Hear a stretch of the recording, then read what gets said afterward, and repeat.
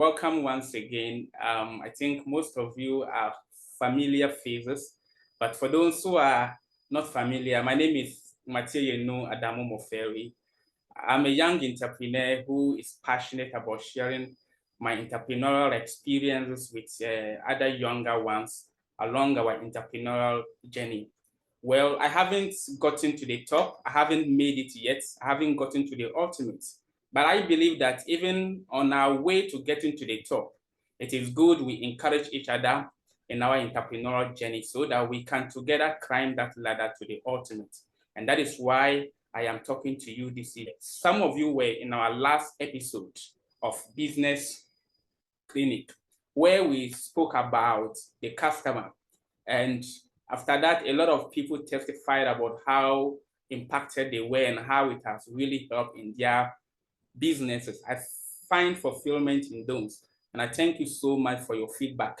And those of us who were not there, I want to encourage that I will share a YouTube link with you that contains the previous recording of the business clinic. You can follow on YouTube and watch the video, and I believe it's going to help you in your business. Yes. So we are talking about surviving the storm, strategies for navigating business failure and emerging stronger. And I labeled it as tips for the budding entrepreneur. Tips for the budding entrepreneur because, well, budding entrepreneur is somebody who is now starting business. Not really somebody who have made it, who have made a big business, but somebody who is starting a business, the budding entrepreneur.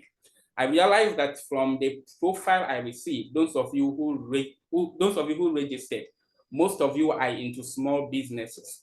And so I decided to tailor this presentation to meet your requirements so that I can limit it to small business discussion. And so we dive into the presentation. So we'll be looking at what business failure is and how we can cope with this, the types of business failure that we have, and the big problems that result to business failure, and how we will be able to cope with this failure. As the topic rightly said, that the storm, I believe we all face storms in life, and storms of life are inevitable. In fact, if you have not faced storm in life, then you haven't started living yet. Storms are just part of life. But I want to add also that it isn't just part of life, but it is part of the business journey as well. In your entrepreneurial journey, there will be storms, there will be ups and downs. But it is not just the ups and downs that matter, but what matters is your action towards the ups and downs. And so, first, let's understand what business failure is. Business failure, in its basic terms, refers to the inability of a business to achieve its objectives and sustain its operations. And so, if you are into business and your business is not going according to your objectives, you are not really able to sustain your operation, then we say your business is having challenges. That means that there's some storm worrying your business, and you need to look at a way of navigating. Other than that, the storm will overshadow your business and your business will fail. Now, a business failure or business fails in two ways. Business failure falls in two ways. I categorize this into two, looking at the fact that we have businesses that fail at the initial level of their starting. And so there are businesses that are not surviving beyond its starts. And we have another type of businesses. These businesses, they failed at not reaching their full potentials. The difference between the first kind and the second is that the first one, you are now starting, and because you are starting, perhaps there is something wrong with your idea, or there's something wrong with the way you are implementing the idea. But then the second one, you have already grown into a business, but things are still shaky and things are not going on well. And as I said earlier, most of you are into small businesses. So we are going to look at the small businesses aspect, not really that of the big businesses. So in that case, we were talking about the startup failure. Startup businesses are small businesses that are now starting up, as the name suggests, startup. Most businesses fail, but the failure among startups is most predominant. It's so much predominant. Why? Because startups have ill-defined, unstructured, unpredictable, chaotic, and complex nature. Startups are unstructured because when I say they are unstructured, it doesn't mean the startup doesn't have a formula that they are following. Startups have a formula, but startups are basically experimentals.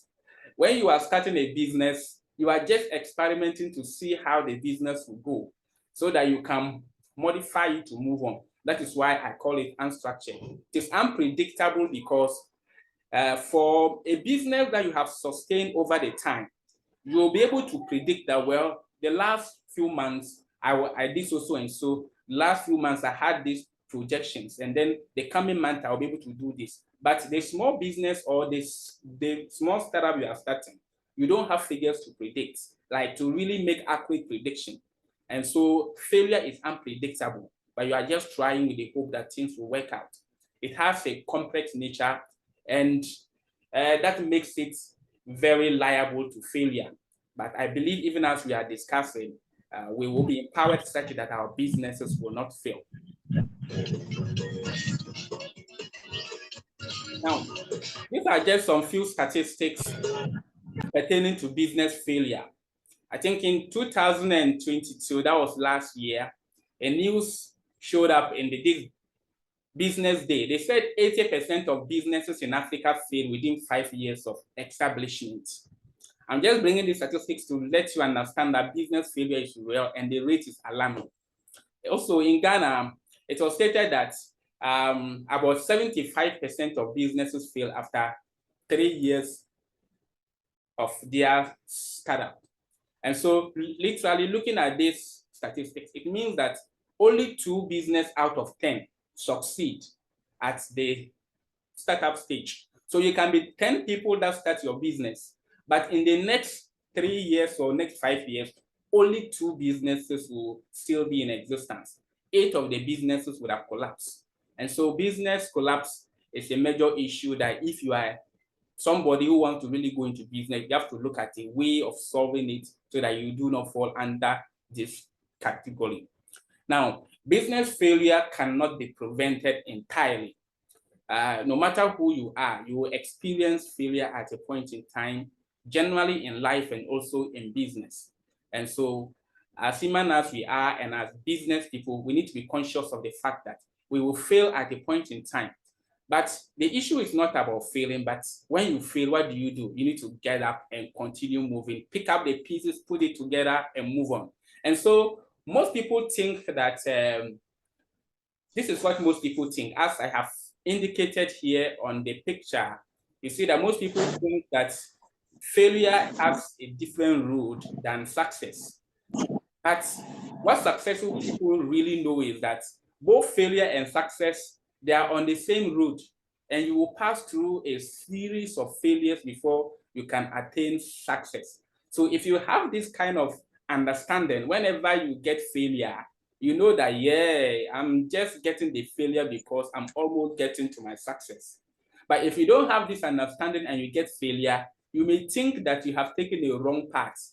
And so that's why some people, they start a business, and when something hits them small, they just stop the business. They don't do the business again because they think that they have taken a wrong path. They didn't know that that path they have taken, it is a part of both success and failure. So today I want you to understand that if you are on an entrepreneurial path, that path contains both success and failure. And as a matter of fact, failure outweighs the success. So the reality is that many startups fail. Therefore, it is important to understand that when you fail, you need to embrace the setbacks and then the challenges, and do not allow it to actually defeat you. So what causes failure? I think this is something that we all want to know. What leads to failure? What causes this failure? When you Google now, you'll get no less than 1,000 causes of failure. A lot of people have different perception about the reasons why business fail. And a lot of authors have also written books and pieces of writing on the internet about business failure and they have numbered a lot. Some wrote about the fact that business failure are as a result of lack of planning. Some of the opinion that business failure as a result of not willing to take risk, meaning that the CEOs or the business owners are not taking risk enough. Some also believe that it is the fault of the government. Yes, so a lot of people have different perceptions as to what brings about business failure. Well, so I was doing research. I decided to also find out from let's hear from the person's own mouth, some of the failed entrepreneurs and what they have to say about business failure and what made them fail.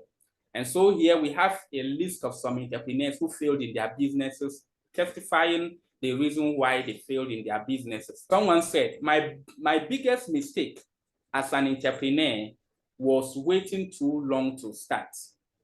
And so he waited too long to start. So he thinks that is why his business failed. Somebody also said, I failed because I was not pivoting too soon enough. Not pivoting soon means that whenever there was a mistake and then he sits back, he doesn't really rewind to quickly bounce back to continue business. He sat at home to really relax. Even as he relaxes, the business was getting out of hand. So a lot of people have different reasons why their business failed. One also says that not believing in myself was the biggest mistake I made as an entrepreneur. Somebody also says that letting the opinions of others crowd my purpose was the reason why my business failed. So sometimes when people opinions, if you're an entrepreneur, actually, I think God talks to every entrepreneur, but when God is talking to you, he talks to you in a very minute voice. Sometimes in your quiet time, sometimes when you sit down quiet to think about your business, then he gives you ideas. But when you are listening to a lot of people from the outside world, a lot of things can crowd your mind and you may not really do so well in business. So people have different reasons why their businesses are not doing very well. For me, I think that there is a particular huge reason why a lot of business startup fails, especially the budding entrepreneur. Budding entrepreneur, I mean the one who is starting afresh. If you're starting afresh, your business is liable to fail if you do not take these things I'm coming to talk about very seriously. And I call it the big reason. It is the big reason why a lot of businesses fail. Many startups fail because they spend large amounts of time developing concepts for which no one was going to become a paying customer. And most of the startups also fail because entrepreneurs rush into building products. And by the time the founders figure out that their ideas were not good enough, then it was too late for them to make a better decision. And so they realized at a late hour when they had already spent their money. Yeah, as you go further, you understand more. So, in order to avoid business failure at the starting point of your startup as a budding entrepreneur, you need to understand the fact that business startups are about finding customers, not building products. So you don't push your ideas on customers. You simply make what they want. And so you don't say, I have an idea, so this is my idea, I'm going to implement it and give it to the customers. You need to quietly ask yourself that, do the customers really want your idea? And so I'm going to use two cases here to illustrate the point I'm trying to make in this idea, that startups are about finding customers and not building products. And this is the case. The case one, this is somebody who have an idea. So Mr. A decided that once I have an idea, what I do is that I have to evaluate my idea, look at how best my idea can really serve the people. Then he built a product around the idea. After building the product, he really has to know that, yeah, the product is nice, it's looking good, everything is nice. Then he now brand this product. He brand this product so nice, get a shop for the product. If it's an online product or service, he buys a domain to build and host a website. Then after that, then he reaches out to the customer, telling the customer that, yeah, customer, this is the product that I have come. Most of them at this point fail because you got the idea, you build the idea, you brand the idea, then you bring the idea to me. There are two things involved. It's either I accept your product or I don't accept your product. So this is the outcome at last. Either the customer will accept the product you are bringing to him or the customer will reject it. So to solve that problem, if the customer rejects your product, it means your product has failed. You need to go back to the drawing board. And often, most people go back again, build on the idea, build the product again, brand it, and send back to the customer. But the second case demonstrates that what you need to do is that when you have the idea, you don't just go ahead to build the product. With the idea, work to the customer, find out from the customer, your potential customer, find out if they like the idea that you are trying to bring on board, if they like the product that you want to make.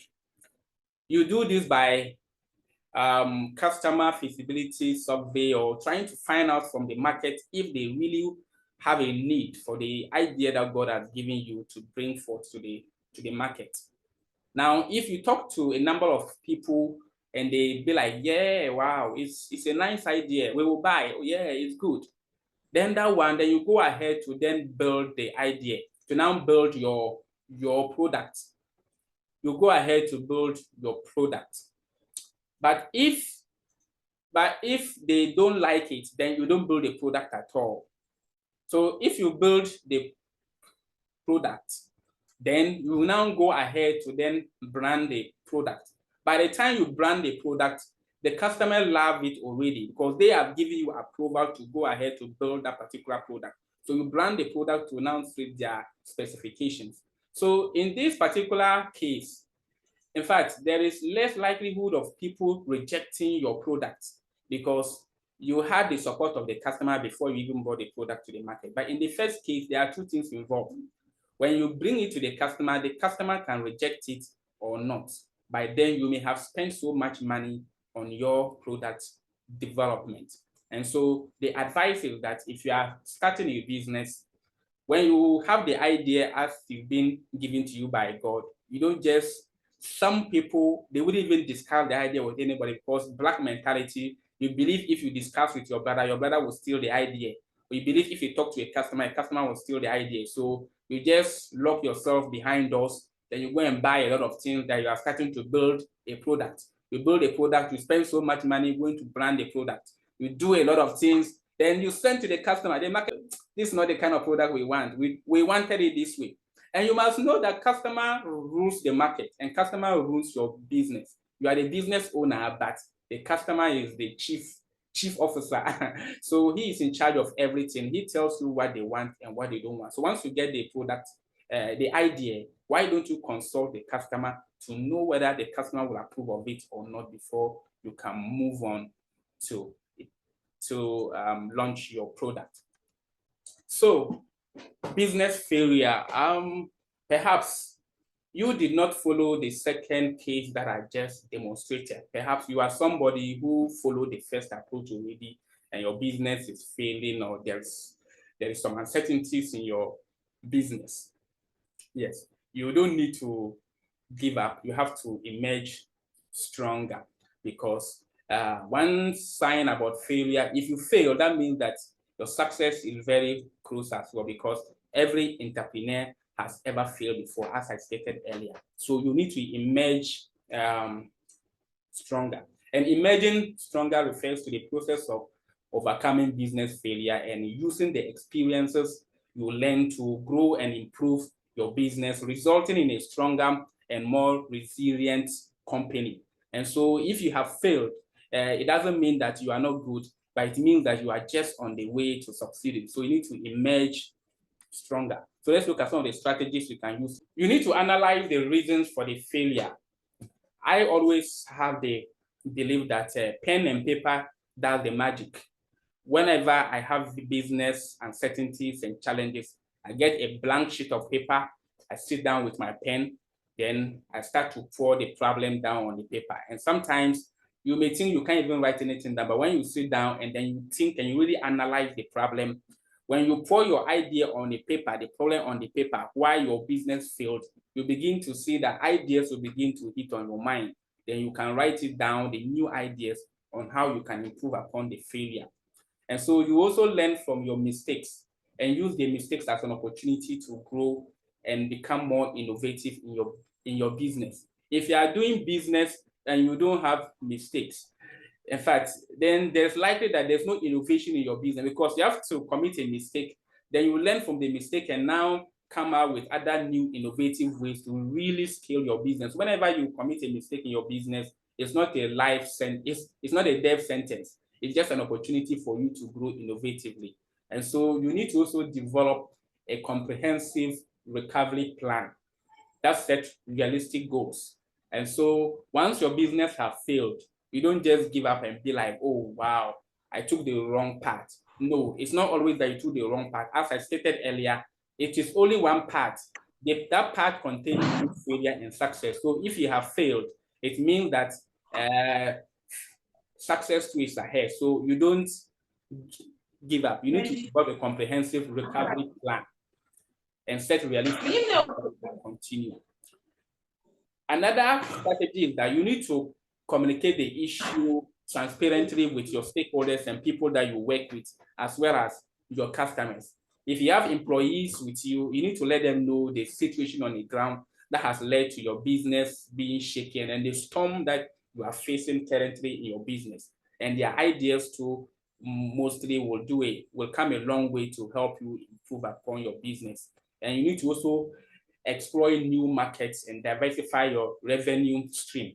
It's often said that you need to have multiple streams of income. Yes, it's true. You need to have multiple streams of income, such that if one stream is not doing so well, the other stream will be doing much enough to even cover up the losses of the other. And you can do this by diversifying your business into other areas. Yes.